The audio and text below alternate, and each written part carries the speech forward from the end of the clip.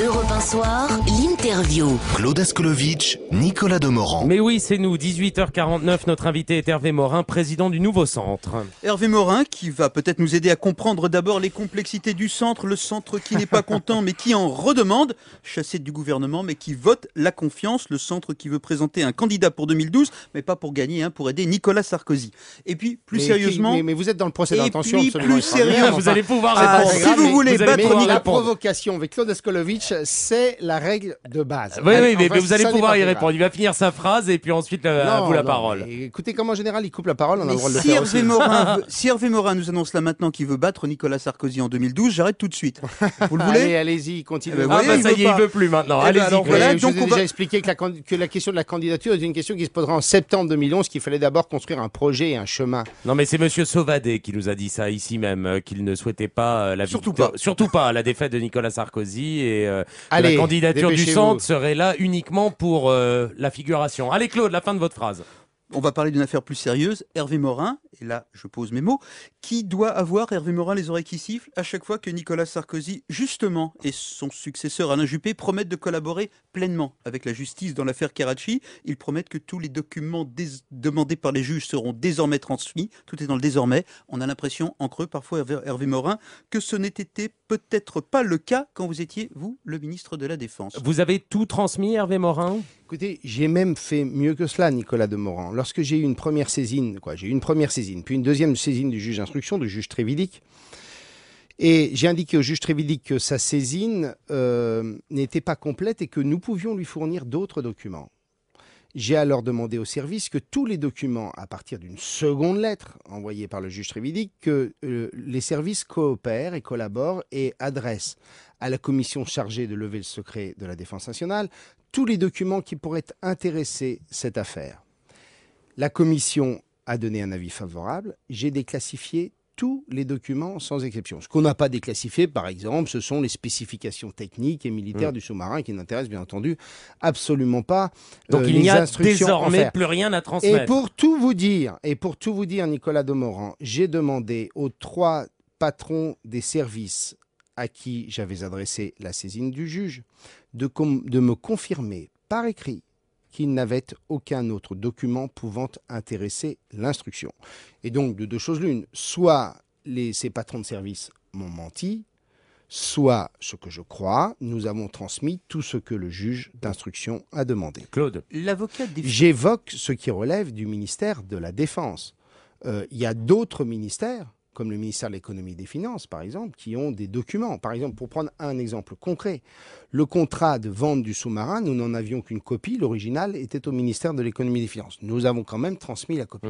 Est-ce Claude. qu'il y avait dans les documents que vous avez transmis des spécifications sur la nature des contrats pakistanais, l'existence de Mais commissions? est-ce que vous pensez un seul instant Hervé Morin. que dans un contrat, il y aura l'expression de commission et de rétrocommission? Rétrocommission non, commission simplement. On est dans les commissions. Est-ce qu'il y avait quelque chose sur la nature des contrats Non, dans les documents que vous avez vus ce sont des contrats classiques d'armement avec un certain nombre d'éléments sur le prix, sur les spécifications techniques. Honnêtement, ce sont des documents de plusieurs centaines de pages. Je ne suis pas allé voir ça de très près. J'ajoute, M. Askolovitch, que les commissions, à l'époque, était légale, puisque c'est une convention de l'OCDE de 1999 qui interdit les commissions. Et donc, tous les pays du monde pratiquaient des commissions, et d'ailleurs même, elles étaient à l'époque inscrites dans les bilans des entreprises. Claude. Si vous avez tout transmis et s'il n'y a plus rien à voir, alors à quoi joue Nicolas Sarkozy et Alain Juppé quand ils insistent et réinsistent sur la volonté de coopérer Vous avec leur la poserez justice? la question. Mais Est-ce que ça vous met mal à l'aise? Pardon, est-ce que ça vous met mal à l'aise? Non, absolument pas. J'ai, moi, souhaité une transparence absolue. Parce qu'on la doit à un double titre. On la doit à l'égard des familles des victimes et des victimes elles-mêmes, d'une part. Et d'autre part, on le doit à la démocratie, parce que les démocraties modernes ont besoin de transparence et de vérité. Hervé Morin, on va parler politique maintenant, il est 18h54. Vous êtes bizarre, vous les centristes. Vous n'arrêtez pas, depuis que vous avez quitté le gouvernement, de monter sur vos grands chevaux, mais en même temps, vous votez toujours avec le vent. Dernier exemple en date, la confiance au Sénat. Les centristes ont voté la confiance à François Fillon. Alors, vous êtes dans la majorité, vous n'y êtes plus. Où on en est là ? Où on en est quel maintenant film vous êtes en train de raconter ? Le vôtre, non ? Le film que vous racontez, c'est un film que vous Bon, les centristes n'ont pas voté la confiance. mais que vous voulez imaginer ou qui vous ferait plaisir. Non, mais j'aimerais juste savoir ce qui se passe dans la tête d'un centriste. Excusez-moi, nous sommes, dans la majorité. Nous voulons être un centrisme de construction. Nous voulons être un centrisme positif qui participons à l'expression de la meilleure idée et du meilleur projet pour la majorité. Ce qui nous différencie d'autres centrismes qui sont rentrés dans l'opposition et qui progressivement sont dans la solitude, en confondant solitude et indépendance, c'est que nous pensons que lorsqu'on est centriste, on a un socle de valeurs, la liberté d'entreprendre, la responsabilité individuelle, rien de nouveau qui sous le nous soleil, amène, rien de nouveau sous le soleil. Si ce n'est que vous n'êtes plus au gouvernement, à part ça, rien de nouveau sous le soleil. Qui nous amène à considérer que nous avons un accord avec la droite. Ce que je veux dire et ce que je veux construire, Nicolas Demorand, c'est une démocratie équilibrée. C'est une démocratie dans laquelle le pluralisme de la diversité française soit représenté. Et je vais vous donner un exemple. Et c'est en votant la confiance que vous allez y arriver. Je vais vous donner un exemple. Et c'est quoi ? C'est en votant la défiance et en s'inscrivant avec le Parti socialiste. Comme disent les philosophes, on se pose en s'opposant à un moment, non ? Oui, mais là, on a un contrat de législature et il y a une deuxième période qui est celle de l'expression de votre projet.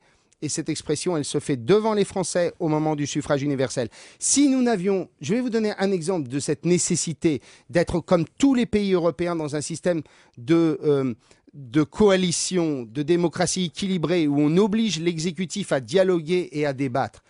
Le bouclier fiscal.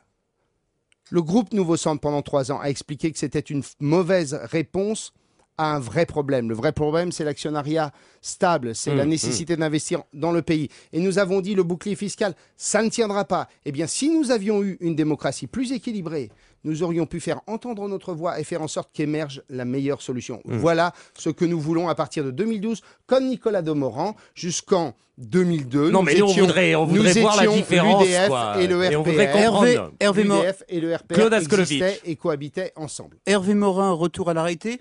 Oui. 2012, il y aura un candidat, Nicolas Sarkozy, qui est un homme affaibli aujourd'hui dans l'opinion. Prendrez-vous, en vous présentant, le risque de le faire battre, le risque de le voir être devancé par Marine Le Pen? C'est un risque qui existe. Attendez, si vous craignez un seul instant que Nicolas Sarkozy ne puisse pas être au second tour de l'élection présidentielle, ça veut dire que l'élection est déjà perdue. Ça voudrait dire qu'il fait quoi? Moins de 15-16%. Attendez, soyons sérieux. Qui peut croire qu'un candidat centriste fait 8, 10, 12%, comme on peut vous le souhaiter? Monsieur Askolovitch, qui peut croire que la diversité de la société française peut s'exprimer et se représenter dans un seul candidat pour la droite et le centre? Je vous pose la question autrement. Et qui peut croire qu'un candidat affaibli, voyant un homme issu de son gouvernement et de sa majorité se présenter contre lui, ne risque pas de ne pas être au deuxième tour? Vous demandez à Lionel Jospin. Incroyable. Vous êtes sur des schémas en oubliant l'histoire de la Ve République. 2002. Toute la Ve République a été construite sur 2 candidatures à droite et au centre. C'était des hommes qui s'appelaient Jean Le Canuet et le général de Gaulle, Raymond Barre, Valéry Giscard d'Estaing, bref, celles et ceux, François Bayrou, celles et ceux qui ont été les porteurs de ce courant et de cette famille de pensée qui est cette droite modérée, ce centre qui cherche une démocratie équilibrée et une démocratie apaisée, car qui peut penser un seul instant qu'on n'a pas besoin d'apaiser la société française? Merci Hervé Morin, président du Nouveau Centre. Merci d'avoir été avec nous en studio à Europe 1, 18h58.